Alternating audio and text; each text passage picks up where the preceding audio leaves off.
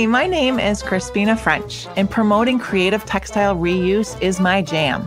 I'm an OG textile alchemist, worked my way through art school making ragamuffins from thrift store sweaters way back in the 1980s. That college side hustle grew into a full-fledged business, and here I am today to show you how to do it too.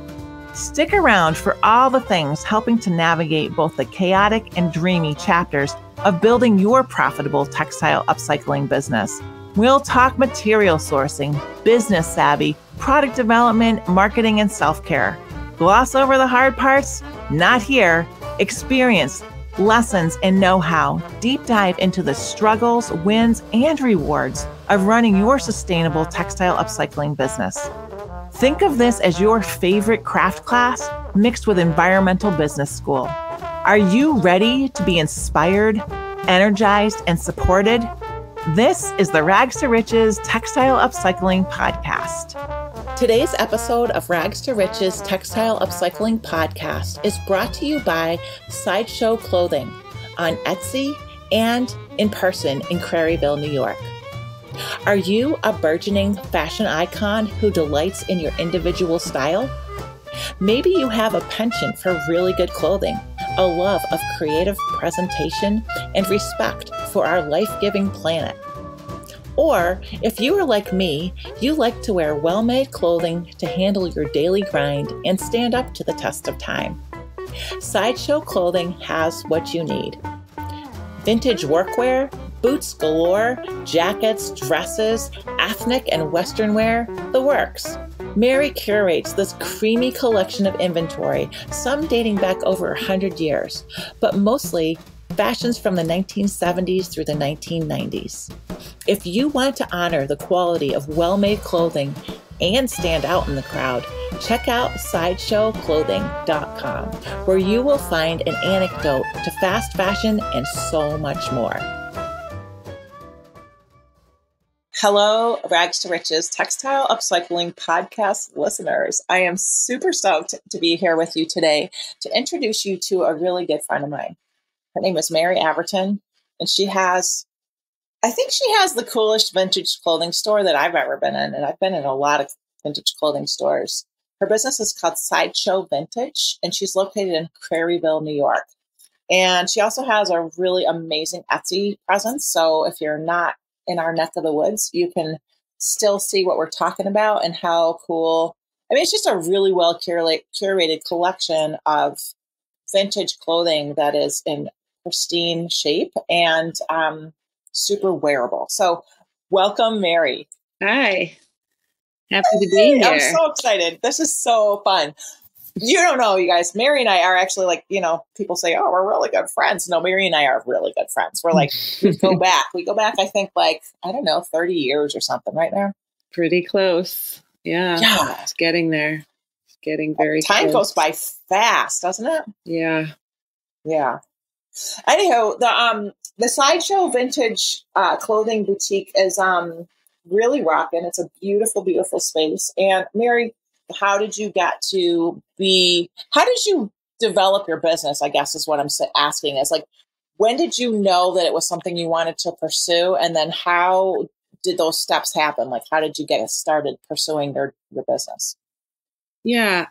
So I was really good I just always was really good at finding unusual things in thrift shops and yard sales and stuff like that. And it was hard to leave things behind. So I kind of got into eBay was a new thing on the scene, and it was an interesting way to make some money on the side. And so I started buying things to resell on eBay, and I was taking things to consignment shops. I was taking things to places like Buffalo Exchange, buying and reselling there. It was like it became kind of a multi-faceted hustle, because I would buy stuff that I knew that I could make a little bit of a profit on. Some things I could make a significant profit on if it was a more like hard to find either designer or vintage item. But then I started just realizing like I was really into the vintage part, vintage clothing just was, I don't know, just more unusual to me. So I was selling online and hustling around and consigning here and there and picking up my little checks from the consignment shops. And then I think I got burnt out from doing my other jobs at the time, my quote unquote real jobs, which were landscaping, bartending. And I really wanted to envision not doing those jobs, not working at night anymore, not working in the food service, but having a store possibly just to try it out. And eventually I had the courage to try it out. And I didn't stop doing all the other things I was doing. I just did that in addition. And I gave myself 1 year to try it out. I got a place with really cheap rent and very little bit of heat in the winter, but, put it together pretty cheaply. Lot of, elbow grease and very little bit of, initial investment, and just kind of hit the ground running. And, people really do want to buy cool, funky, used clothing. So that 1 year really went well. I made money every month. It wasn't a ton of money, but it was definitely a profit. And then, I moved to Hudson, New York, which was really, kind of up and coming. But at the time, there were tons of, amazing spaces available for very little money, which is, hard to imagine now because it isn't anything like that anymore. And right. Yeah. Then I opened up a big store with the heat included. And, and then I just refined what I was doing over the years. I got better at buying things that I thought that people would want, over time, but it's been a big learning curve, but, that's one of the things that kind of blows my mind, Meri, is that so much about clothing, like, how it was made, the age of it, like the history of it. And is that just stuff that you kind of picked up along the way? Yeah. Yeah. I picked it up along the way. I love wearing vintage clothes. So as I think that I really saw myself as a Luddite. Like when I met you, I wasn't like the kind of person who was going to get all into the internet. I didn't see any danger. In fact, I kind of shied away from any kind of life that involved that amount of technology. But the internet has been this great place to, to buy vintage clothes. And so through searching for myself through eBay, which was this really amazing gateway into the clothing and textile world, basically it's a huge marketplace for everything. I would shop around and look, and I learned a lot from just buying and selling on eBay. So I'm buying for myself. I'm learning how to resell stuff. I'm researching what other people are saying about, certain kinds of denim or t-shirts or whatever. And you just happen to glean that information if you're in a constant search for stuff. So that's really how I learned. I've learned that's where a bulk of my knowledge has come from, is just research and via purchasing and selling. Online. So like hands on the ground, like just, you were just like doing it like as you go. There was no like, oh my gosh, I better learn about this stuff before I get started. Well, no, totally hands on in the moment, hit the ground running. But, I think that kind of worldview, it informed me too in a certain way. Like you can start to know I guess there were ways when you're looking at where maker tags, I started to look at where things were made and how they were made, right? How they were made is, things made in Taiwan versus things made in China, things made in Bangladesh. When I started to notice the age of things through all this experiential stuff through buying and selling, and I could start to know the general age of something by the maker tag or the fabric content tag and where it was made, and that begins to inform your perspective too on how to become a real vintage clothing nerd. Like, yeah, like we are. Yeah. I don't know if that makes sense, but like most items, like union labor like really made super quality goods, as opposed to where we're at now, where there's no indication that anybody's getting compensated or properly or treated particularly well in the process. Yeah. So that helps you to know, like, so I can look at a shirt and go, that's not old, just based on where it's made, which is That's pretty cool. So then you probably see like the kind of like labor migration, right? Like over the decades of like where, was it made in the USA? Oh, that must be from like this time frame, whereas like China, Bangladesh, Sri Lanka, India are all different time frames. I mean, not completely, but generally, right? Like you can, between the label and the location, you probably have a pretty good idea of how to age it, right? Yeah, definitely. And the trajectory. So like most of the things in my store are probably made in the USA. A small percentage are made in the 60s and 70s when things started getting outsourced to Korea and Taiwan, but they were made with like really good quality.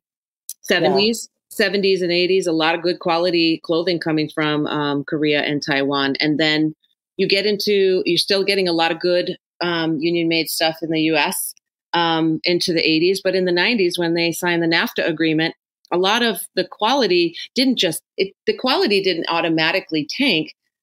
I mean, this is when I'm in middle school and high school, right? Or high school. I guess no, I actually was high school, college age. The quality of our jeans was very good, except for that the exploitation was beginning to happen on a larger scale in Mexico and Colombia, especially in the denim industry. Yeah. And then it's amazing, like the history of textile manufacturing. There's so many intricacies about that you learn about different cultures and the exploitation, which is just so rampant in the garment industry in today's world. Like just, it's the norm. It's not the exception, right? Yeah. Like, yeah.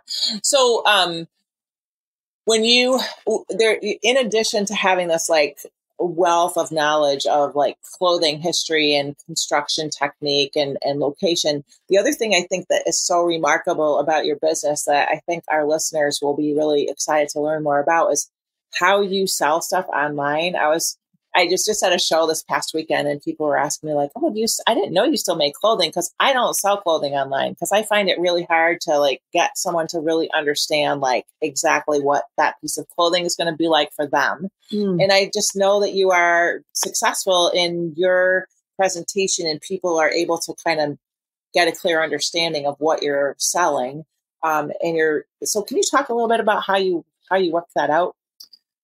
Yeah, well, that's another example of like experiential stuff. So I'm shopping for clothes and I'm into one certain thing. Let's just say I get into a certain kind of clothing item that I have, nerded out on, and I want to find as many of them as possible. So it's good for me to know my measurements as a shopper, right? So I'm looking in the vintage clothing world and I need to kind of know what my size is, right? Because I want to be successful.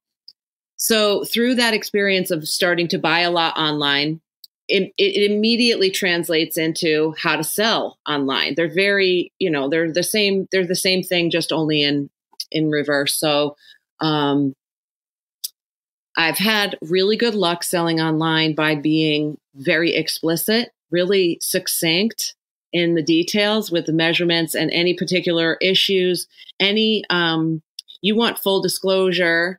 So if you look into my Etsy shop, you may find items that have an issue or something, but the first thing I want to do is talk about it and make it very obvious that it's there, note it, and then have a lot of photographic evidence. So even if it's a perfect item that doesn't have any issues, you're going to include the measurements and just have excellent photographs so people can see really essentially exactly what they're getting. You want them to have as much information as possible, and that helps you be more successful and accountable. Makes your life much easier. So then you don't have buyers who are disgruntled and you have to do a lot of maneuvering after. Like customer service, kind of back and forth stuff. Yeah, you want to try to avoid that as much as possible. By being explicit in the beginning. That's my MO, is tell them everything up front. and be generous in the information to give them as much or more than they think they need. Yeah, that's awesome. That's awesome. Hey, so we should take a little break, Meri. I want to come back to this, but just in case you just tuned in, we are chatting today with Meri Avratin, proprietress of Sideshow Vintage Clothing in Craryville, New York, and also on Etsy. Is it sideshowclothing.com, Meri? It is sideshowclothing.com. Yes. There you go. Check her out. We're going to take a quick break and we'll be right back. Today's episode of Rags to Riches podcast is brought to you by the Stitcherhood Recycling Society, my online membership community for creative textile upcycling, recycling, and reuse entrepreneurs. Inspiration, shared experience, tutorials, business savvy, and connection to a whole posse of people who understand the passion and intricacies of running an environmentally kind, creative textile upcycling biz. Daily posts, weekly stitch hours, book recommendations, group chats, member profiles, and strong connections is what you can expect when you join Stitcherhood. Head on over to stitcherhood.crispina.eco and sign up for a free 7-day trial to see if my Stitcherhood Recycling Society is a good fit for you and your textile upcycling business. All right, so we're back with Meri. So you were just talking about how to be really explicit with your listings when you're selling online so that people measurements and any imperfections are really like clearly documented, right? So then once that, do you get people who like, I mean, do you have to deal with a lot of returns or how does that work? Yeah, it's challenging. There's always something. I have a really excellent record. It's really amazing. I'm proud of my excellent record on Etsy for selling. Like I get a lot of positive feedback from people because they're pretty satisfied. And I think that is because I've refined this approach, right? Don't talk too much, but say everything you must. Excellent photographs. And there's always somebody who gets it and they're like, oh, I didn't know. This happens more than anything is that people don't know their measurements. They get an item. It's grossly not the right thing for them and they want to return it. And unfortunately, that's hard. But because between, when you're selling on a platform like Etsy, you're paying fees to list the item, to be prioritized in a search engine. There's this endless amounts of fees and it costs a seller, an independent seller, a lot of money to have to do a lot of returns. So you try to avoid that, but there's always something. International shipping is a big drag. COVID really made everything really a little bit more intense as far as, shipping times and everything. But yeah. Yep. So a certain level of customer service that you have to provide just because in the world of internet and feedback where people will be in a bad mood and try to ruin your reputation because their shirt had a, pudding stain on it that you missed. It happens. I know. It's so funny. Like, I just think about like some of I love my customers and like your customers love you. I feel like there's like this really lovely relationship that I hold with most of the people who purchase my product. And once in a while, there's just somebody who it's just not right. It's actually just not the right fit for.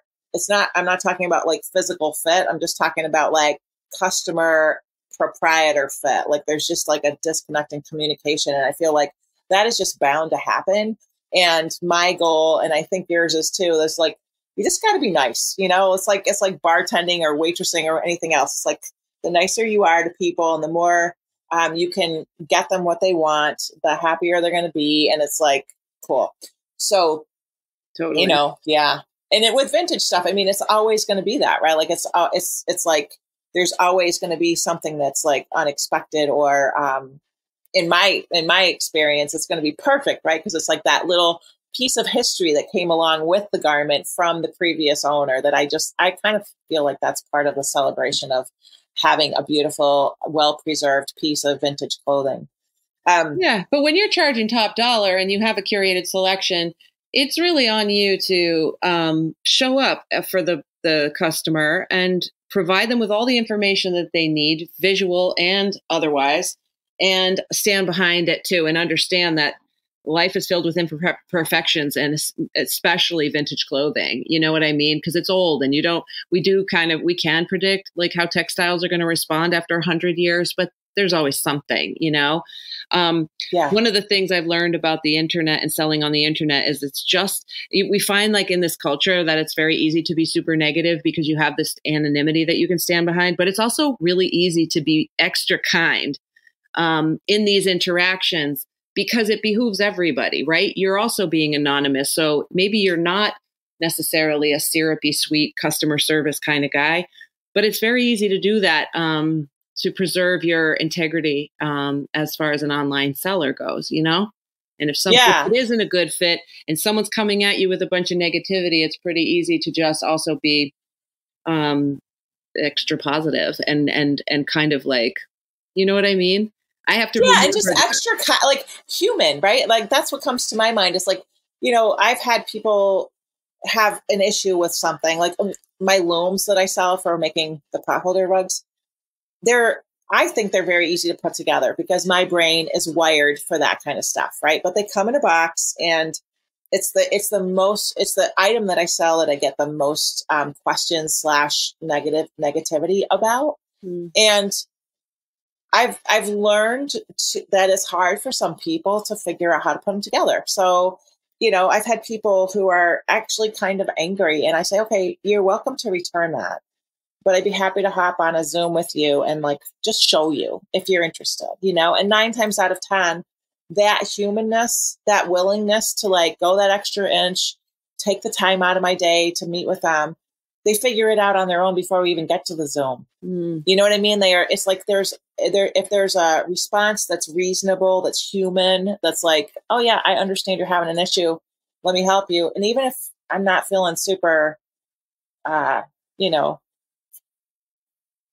like people pleasing at the moment, you know, I feel like that's not necessarily what they're looking for. They just want somebody to be there that they can ask a question of, you know, and that they're going to get a response from. So, yeah, so true. I think that's a huge part of being just being a respected seller online. And I don't think it even really matters what you're selling, but I feel like vintage clothing and one of a kind handmade upcycled clothing carry a similarity and the unexpected kind of elements involved. So cool to have your input on that, I think, for all of our listeners, regardless of what they're selling. So the other thing that I think is so cool, I just love your business, Meri, you know that. And I love your style. I love how, you know, you have a vintage collection that is curated, that is like, it's just like everything kind of goes together, if you will. Like it's just, there's a kind of baseline of consistency and the quality and in the aesthetic and the kind of unusualness. So when you are collecting and curating your store, how do you find these amazing pieces? Well, for many years, it was a search and a hunt constantly. And that it was like a way to satisfy that thing that some of us have where we just love the hunt for merchandise and we love the pursuit of something out in the wild, right? And so for years, I did a lot of thrift shopping and a lot of flea markets, and I sold at markets, and I trade with other vendors, and I'd buy from other vendors, but over the years, like, I don't know, I had my one brilliant idea, which wasn't even my idea. It was someone else's idea, but it was like, you know, buying vintage at your store, at your physical location was just a brilliant idea to advertise that you do it, because not soon. What am I talking about? It wasn't soon. It took years. It took many years to cultivate to get myself to the point where now I buy most of my merchandise at my shop, and I don't spend 2 days a week, which are technically my days off, driving around, going out to thrift shops and hoping that I find something good. I sit in my store with my sign out front that says "We buy vintage clothing," and people actually just bring it in, and I look at it in the back of their cars. They bring it into the shop. I go to their homes and I look at it if they're nearby, pretty local. So that's really my merchandise stream is now a majority of it comes from the public who live in my community, actually. And wow, that is just the coolest thing. And I've heard stories about people coming to you who have like dead stock clothing from wherever. Like, can you share a little bit about maybe a couple of those people who you've been buying from? Yeah, I mean, for us. If you were to sit in my shop for like one day, you'd see various incidences of this. It's constant. And I mean, truthfully, it's my favorite part of the work is actually interacting with the people that I'm buying stuff from, even though it can be an interesting interaction, because if you're dealing with people who have lost loved ones and they're selling their clothing and stuff like that, it can be pretty, more of a delicate situation. You know, you kind of have to be sensitive to the fact that a lot of the vintage clothes that I'm selling, the people that were the owners or the original owners, or maybe the second owners, are no longer even on this planet. But I'm trying to think of just the other day, this guy named Ray was on his way to the second Old Tone Festival, our favorite music festival that we love to go to. He pulls up in a minivan and he says, "I got a few Western shirts in my van. Would you be interested in taking a look?" And I said, "Sure. Can you bring them in?" He says, "It'd probably be easier if you come out." So I've got this big parking lot at my new shop. So I go outside, and he wasn't kidding. In the back of his minivan, he had built a rail across where the back seat is, the middle seat. And he had about 150 Western shirts on hangers, in just Western shirts on a rail in the back of his van. Oh, and my goodness. I said, "Well, you ain't kidding, Ray. You got a lot of Western shirts in there." That's just one. I almost forgot about that. Yeah, so I think I bought about 40 shirts from him. Various sizes and ages. They were from the 60s until between the 60s and 70s. Beautiful embroidered Western snap shirts in different sizes. Some were his dad's. He drives around and looks for them, and he loves them too, but he has too many. That's why he was selling off some of his collection. So that's. And did he know about your place, or was he just like happened by?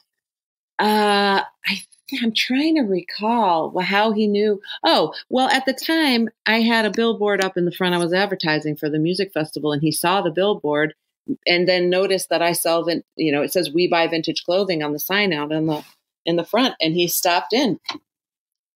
And awesome. That's just one incident. I could actually go on and on. It is a really interesting thing. It's brings people from all over, because there's always like Eleanor who has I had this bag full of stuff that was my mother's, and I don't know if it's whatever. We used to use it as dress up as kids. Like, that's happened to me a lot, and pull out of the bag like 1920s and 30s amazing dresses or what have you. I mean, it's a really fun and interesting part of my job. The procurement of the merchandise is really by far my favorite part. So much easier to buy it than it is to sell it, honestly. Yeah, it's so cool. I share that with you, like that, when the treasure hunt comes to you and there's just like this treasures, like, here, look at this, like, oh my goodness. Like, it's just, and people know when they're coming to a store, like, I mean, not that there are stores like yours, but when people come into your shop, they can see the quality and it's not like, it's not like anything else. They know, oh, that guy knew that he was in the right spot to sell you the shirts that were his dad's, like there's the story that goes along. And actually that's something that I just think about so much. Like, when we're buying or selling or wearing clothing that we've either made or procured through some like happenstance of magic, there's like beautiful stories that come along with the garments, right? And there's so much value and connection that is created by that experience in itself, right? Like, imagine there's a large part of the population that doesn't have that. They're like fast fashion shoppers that don't even realize that there's an alternative, right? So as textile upcyclers, we have this kind of opportunity / duty to just do that educating, right? Like that, like this guy Ray's dad wore this shirt in 1960, whatever, at some probably cool spot somewhere, like, you know, maybe a music venue or whatever. And there's just like this level of connection that, you know, that brings together so many, like you and the guy Ray and who your customer is. And that, you know, that customer is going to tell the story to other people. And it's like this beautiful human connection. And I think that's just so super cool. Yeah. Yeah. It's so interesting the way you just put that too. It's hard to, I guess, you know, it's good to get that perspective. Like I am really like in such a seat of privilege that the hunt like comes to me, like the treasure hunt actually comes to me now. Even though I cultivated that, I still feel incredibly privileged and fortunate to have that happen, because that actually, what's the word? It lessens it shrinks my carbon footprint. Because I used to spend 2 days driving around, and it was really a lot of driving. I'd drive 300 miles in 2 days looking for stuff in the past. And now it's hardly at all. Yeah, people are coming to me, but they're coming from my community. So anyway, thanks for like reflecting that back to me, because it truly is like an amazing privileged situation to be in for me in my business. It's so cool. And, you know, Meri, I think about it too, because I like a lot of the work I make, people donate the material. You know, it's not wearable. It's beyond being able to serve as it was originally designed. So, but it's sort of the same. Like it might be like a meaningful thing, like, oh, this was my grandpa's sweater or whatever. Maybe it's got moth holes, but I too feel like so grateful to have that, these gifts like bestowed upon me. Right. And at the same time, I remember when I'm really thinking it through that it is a beautiful thing, but you're providing this beautiful service to your community where, you know, that guy loves those shirts and he's not going to take them to the Goodwill or the Salvation Army. He wants somebody who's going to pass his love along with the shirts. Yeah. Right. And he knows just by walking in your store, the vibe in your store told him that was what was going to happen here. Right. So it's a cycle. It's a circle. I just always think of this like infinite circle of wins with like what we are doing in the world. There is nothing harmful, bad, or wrong with textile upcycling. It's only good. And it has ripples that goes out. Right. Like I just, you know, I love that we get to share this path together. I love that we're like old, dear, like super like sister friends. And I just, you know, we share other friends, but our connection through this line of work is something that I just hold so sacred to me. And I just thank you so much for sharing that with me. Yeah, thank you. You really inspired me at a really formative time in my life to, well, I learned a lot about really important values that I take to heart. And I will always, at that time in my life, when we met a long time ago, you taught me about, textiles. You taught me about being authentic fashion, like basically having my own style, because you had such an amazing style and an aesthetic. And I mean, your house was just like a rainbow wonderland of everything, you know, from the way the couches felt to the dishes. Everything was a rainbow. Everything was a beautiful, like tactile and environmental like delight. You know? Oh, thanks, Meri. And I wanted all your sweaters, and I wanted to own all of your, you know, every like all the recycle. I remember having those blazers. What are they? The suit jackets and the vests and stuff like that I just felt like super lucky to have, that were made out of 100% recycle. I mean, I thought that was the coolest thing in the whole wide world when I was 20. You know, I still think it is. Yeah. Like it was a big deal. It was a very big deal to me. Anyway. Thank you. Yeah, I think that it's just. You know, I hope that our listening audience has the same connection with someone in their life that we have together. You know, it's just such a beautiful thing. And I wouldn't trade it for the world. So I'm so excited to feature you on the podcast. And if anybody out there is, listeners, people, like it's just go to sideshowclothing.com. If you're driving and you're not going to remember that, just go to the show notes page. You'll be able to keep up with Meri. There's some amazing, I just want to show some of the pieces, Meri, that you have collected over time. I'm always like, it's like a museum where you can buy stuff. Yeah. It's like, it's amazing. And if you're in our neck of the woods, which is Eastern New York State, Western Massachusetts, Craryville, New York is just a gorgeous kind of tiny little village in the middle of a lot of beautiful agricultural land. And you can go visit Meri in person. Maybe you can sell her some vintage clothing while you're buying some other vintage clothing. Right.